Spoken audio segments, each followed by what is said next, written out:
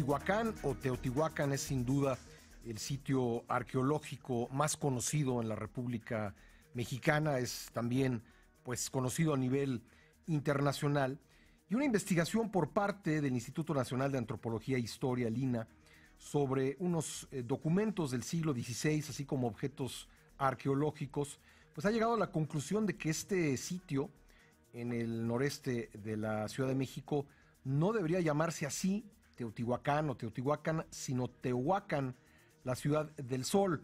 Vamos a platicar al respecto con una de las investigadoras de este tema que cuando lo conocimos nos resultó muy interesante, la arqueóloga Verónica Ortega. La tengo en la línea telefónica. ¿Cómo le va, Verónica? Muchas gracias por estar con nosotros. Muy buenos días, querido Pascal. Un saludo muy fuerte para ti y para todo tu auditorio. Bueno, a ver, mi poco conocimiento en el tema es que es un sitio que tuvo su apogeo pues entre los siglos 3 y 7 de nuestra era, y cuando llegaron ahí los mexicas ya era un sitio abandonado. Así es, ya se encontraba totalmente en ruinas, aunque nunca estuvo totalmente deshabitado. Había poblaciones justamente viviendo sobre las ruinas de la ciudad antigua. Es una ciudad del clásico mesoamericano que pues sí ya había perdido su importancia geopolítica, pero que sin embargo seguía siendo un lugar importante para las poblaciones del posclásico tardío en el Valle de México. Entiendo que todavía se discute quiénes habitaban originalmente esta ciudad y qué idioma hablaban.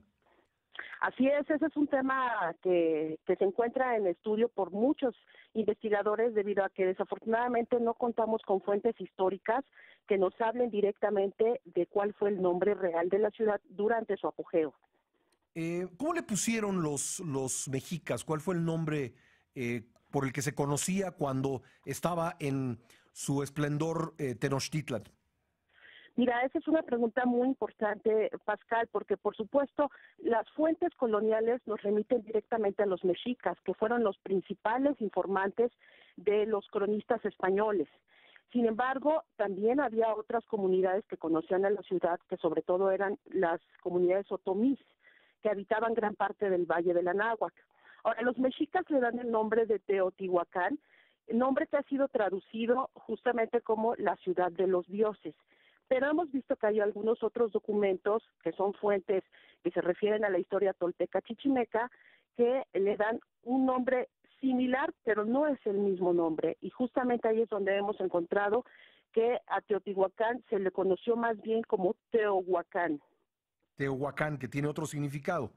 Así es, ya haciendo una traducción se refiere a la ciudad del sol o el lugar del sol, y hay que tomar en consideración que para esa época el sol era Dios, porque eran sociedades agrícolas que dependían, por supuesto, del sol y de las lluvias.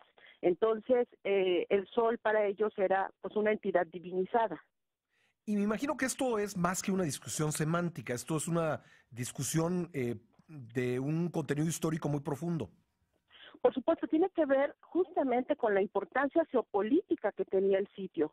Llamarle la ciudad del sol significaba que era el lugar del gobernante, o en todo caso, el lugar en donde se legitimaba a los gobernantes. Los propios mexicas conocieron esa importancia y no por nada, desde los tiempos de sus primeros tlatoanis, se hacían justamente procesiones hacia Teotihuacán para legitimarse, porque ahí era el lugar reconocido por todas las comunidades que vivían en el Anáhuac como el sitio en donde realmente se podía tomar el poder. Digamos entonces que un rey mexica, pues se legitimaba haciendo esta procesión hacia Teotihuacán. Así es, sabemos, bueno, las fuentes nos dicen, precisamente Fray Bernardino de Sahagún, que Moctezuma Xocoyotzin hacía rituales cada 20 días en Teotihuacán, pero en algunos códices, prácticamente desde Moctezuma y Huilcamina, ya había este tipo de reconocimiento de Teotihuacán como un lugar en donde los gobernantes necesitaban legitimarse. Y sabemos también esto porque en el Templo Mayor se han encontrado muchísimas piezas teotihuacanas, como ofrendas a uno de los principales edificios del poderío mexica. Entonces, Teotihuacán para ellos era un referente histórico y, por supuesto, un referente de poder, cosa que fue borrada después por los cronistas, poniéndonos a Teotihuacán solamente como un espacio mítico, un lugar donde se había creado el quinto sol. Y esto, por supuesto, hace que esta importancia geopolítica que tenía Teotihuacán se pierda y pase tome su lugar más bien Tenochtitlan como el lugar de interés geopolítico para las comunidades nahuas y todas las comunidades que vivían en el altiplano central. Por eso es que Teotihuacán se pierde en la historia, porque se queda solamente como un espacio mítico. Pero justamente el retomar este nombre original o este otro nombre con el que se podía haber conocido a la ciudad como la Ciudad del Sol, lo vuelve a posicionar como este espacio en donde el poder residía y donde necesitaban ir los gobernantes. ¿Cabría la posibilidad de cambiar el nombre del sitio arqueológico con base en estas investigaciones? Mira, Pascal, en realidad esa no es la finalidad. Sí. A Teotihuacán pues ya se le conoce como tal y no buscamos nosotros que se le cambie el nombre, Sí. porque además ya es un referente del siglo XX y del siglo XXI, por supuesto. Sin embargo, sí queremos abrir la discusión acerca de la importancia que tuvo el sitio para las comunidades del altiplano a finales de la época prehispánica y que hubo una intencionalidad de borrarla del mapa, justamente para que su lugar lo tomara Tenochtitlán y, por supuesto, después la Ciudad de México como capital de la Nueva España. ¿Qué pasó Entonces, queremos abrir... Sí. Perdón, sí, dígame. No, continúe usted, está muy interesante lo que me está diciendo, perdón. Justamente para reposicionar al sitio como un lugar, te decía, de prestigio y de poder, que a las autoridades coloniales les tuvieron ellos el interés de borrarlo del mapa, como te decía, para posicionar a la Ciudad de México. ¿Qué fue lo que pasó con este lugar durante la colonia, por ejemplo? ¿Quedó en el abandono? Fíjate que es muy curioso porque sí hay varios mapas y varios códices que nos refieren a Teotihuacán, pero lo ponen como un lugar secundario.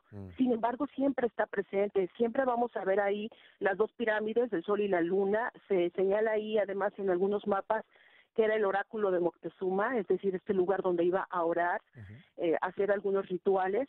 Siempre está presente como referente. Sin embargo, pues se le quita esta importancia política, como te decía. Y ya no hay más investigación sobre el sitio. Se queda en el olvido, se pierde de la memoria, pero es un olvido intencional, como te decía. Incluso en el primer siglo de vida del país como país independiente, pues tampoco tuvo mucho renombre Teotihuacán. Pues fíjate que yo diferiría un poquito de eso porque justamente de las primeras investigaciones arqueológicas que se hacen en México y que incluso son impulsadas por Maximiliano de Habsburgo, ¿sí? Es justamente Teotihuacán levantar los primeros mapas.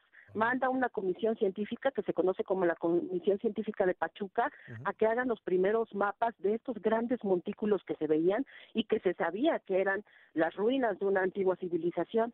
Y es el primer sitio explorado durante el gobierno de Porfirio Díaz. Entonces, realmente siempre estuvo ahí presente en la memoria, sí, y siempre se supo que tenía que ser explorado porque cosas muy importantes habían pasado allí. Supongo que durante ese tiempo, hasta que hasta que hubo un renovado interés en este lugar, estas pirámides que conocemos, estuvieron cubiertas de tierra, me imagino.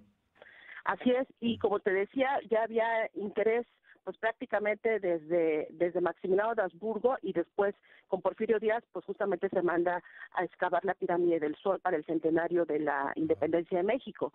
Esto quiere decir que en realidad el sitio pues tenía una relevancia científica, pero sobre todo simbólica. Sí. Era uno de los grandes símbolos justamente para mostrar que en México o en el territorio nacional habían existido civilizaciones tan grandes como la romana o la egipcia. Entonces, ahí estaba presente en los documentos, solamente hacía falta irlo a explorar, y fue el primer sitio explorado en el territorio nacional. Pues qué interesante, yo le agradezco muchísimo esta conversación. Al contrario, Pascal, muy amable por haberme invitado. Mucho gusto. Gracias, muchas Que gracias. estés muy bien. Hasta luego. Hasta luego, Verónica Ortega Cabrera, investigadora del Instituto Nacional de Antropología e Historia.